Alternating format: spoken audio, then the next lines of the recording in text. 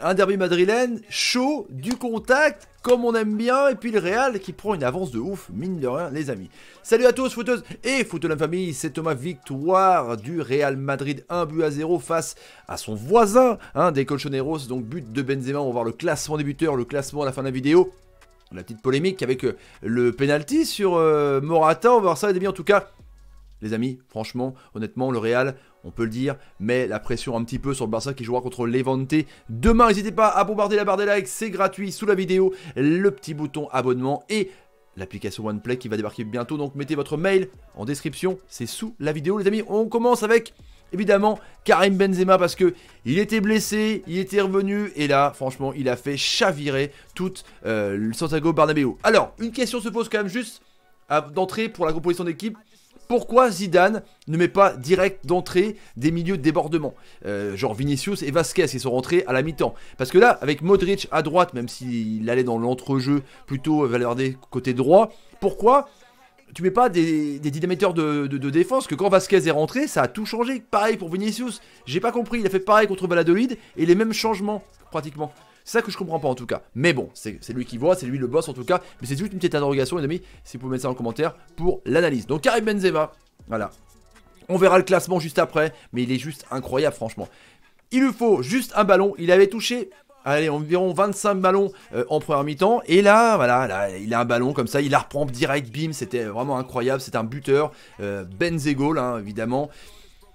C'est comme ça, depuis 10 ans, il est au top au Real Madrid. Il faut qu'il ait des centreurs justement pour avoir des ballons. Il faut qu'il touche beaucoup de ballons Benzema. C'est ça qui t'attendait vraiment très très bas au milieu de terrain pour toucher la Perota. Et puis là, du coup, il l'a fait, il a marqué un but, c'est suffisant en tout cas. Comme contre Valladolid, c'est pas lui qui a marqué. Ce que je veux dire, c'est que voilà, il y a un 0. C'est les victoires à l'italienne, c'est comme ça. Le classement des buteurs, donc Messi qui joue contre Levante demain avec son équipe est à 14 buts, Benzema est à 13 buts, et il y a un petit gap entre les deux parce que Luis Suarez est blessé, du coup il y a Avila et Mati par exemple à 9 buts, il y a quand même 4 et 5 buts d'écart, donc Benzema et Messi en tête de la Liga. Les amis, les joueurs que j'ai adorés, Casemiro franchement, alors outre le côté destructeur qu'il a normalement, il est vraiment énorme en ce moment, sans déconner, il fait mes petits gestes techniques, le Brésilien est en forme de ouf, c'est un autre joueur pour moi par rapport à l'an dernier, où il avait un rôle défensif de ouf. Là, il va devant, il va devant, il peut se permettre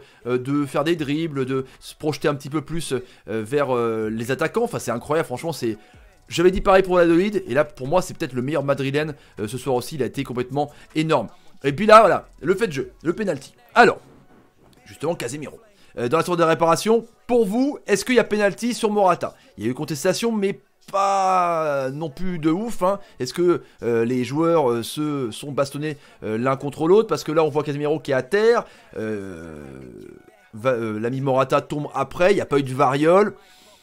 Alors, je vous pose la question dans les commentaires, dites-moi ce que vous en pensez. Est-ce que pour vous, il y a penalty à 0-0? Ça aura évidemment tout changé. D'accord, les amis, il faut mettre penalty évidemment avec Courtois qui est très bon. Mais pour vous, il y a penalty ou pas? Décision, en tout cas, même pas de variole, même pas d'étude. L'arbitre n'a rien dit. Les amis, la paire Kroos-Modric, les gens qui disaient que Modric était un petit peu cuit, il était encore une fois énorme. Donc je vous dis côté droit, il remontait. C'était plutôt un milieu à 4 avec Isco derrière Benzema, c'était plutôt comme ça. Isco sorti à la mi-temps. Encore une fois, on ne comprend pas pourquoi ils ne mettent pas des ailiers de débordement à la mi-temps, directement coup d'envoi. Bon, c'est comme ça, c'est Zidane. En tout cas, une bonne paire avec un beau Kroos. Casemiro, encore une fois, je vous dis, c'est le meilleur madrilène pour moi. Est-ce que c'est une bonne nouvelle ou pas? J'en sais rien. J'ai aimé les latéraux. Mendy, c'est pas Marcelo, mais en tout cas, il est efficace et il défend bien. Même s'il monte pas de ouf, il s'entre pas beaucoup. En tout cas, Lucas Vasquez a pour moi tout changé, les amis. Il a été complètement énorme. On va parler des joueurs de la TM qui ont été aussi quand même efficaces. Il y a des bons joueurs quand même. Et Vasquez, il a progressé de ouf avec Zidane. C'était un joueur de banc quoi, qui peut mériter d'être titulaire. Il a marqué en Champions League, il a fait des passes en Champions League. C'est un très gros joueur qui peut encore progresser. L'ami Vasquez, les amis. En tout cas, Partey au milieu de terrain, il a régalé franchement.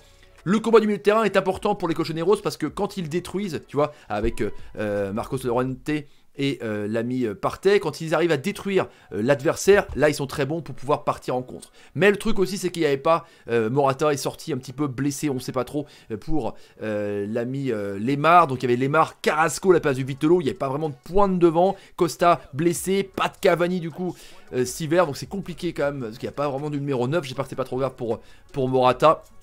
Elodie. Alors Lodi, l'international brésilien, il est énorme. Ça a été presque le meilleur joueur avec Partey, côté de l'Atlético Madrid. Un super joueur qui monte, qui est technique, qui va même recentrer dans le milieu de terrain. Franchement, honnêtement, un bon joueur. En tout cas, on a vu un match intéressant, avec la possession de balle évidemment 65%, 35% pour l'Atlético Madrid. 4 frappes seulement, mais ça on est habitué avec eux. Et 3 frappes cadrées, 16 tirs pour les Madrilènes et 8 tirs cadrés, donc la moitié moins. C'est pas galvaudé de dire que Madrid mérite la victoire sur 1-0. Est-ce qu'il y a pénalty ou pas? C'est le seul truc. En tout cas, au classement les amis, pressing, pression sur Messi demain. Levante, Messi et les siens, parce qu'il y a 6 points d'écart ici. Et ouais, Barcelone demain, Levante contre le 13e. Normalement, on va dire c'est une formalité pour le Barça. On suivra ça en tout cas en live les amis à 21 h. Ça va être juste ouf. Donc 6 points pour l'instant. Madrid prend le large un petit peu, mais il y a un match de retard les amis. Et Madrid qui reste Atlético à 36 points, 5ème. Voilà les amis, n'hésitez pas à partager la vidéo sur Twitter, Facebook, Instagram et Snapchat. Les petits commentaires, Est-ce que Real Madrid a tapé fort? Est-ce qu'il y a penalty? J'attends vos commentaires les amis. Salut, salut, salut, salut, et salut. Un petit match mais une petite victoire. C'est comme ça en ce moment avec le Real.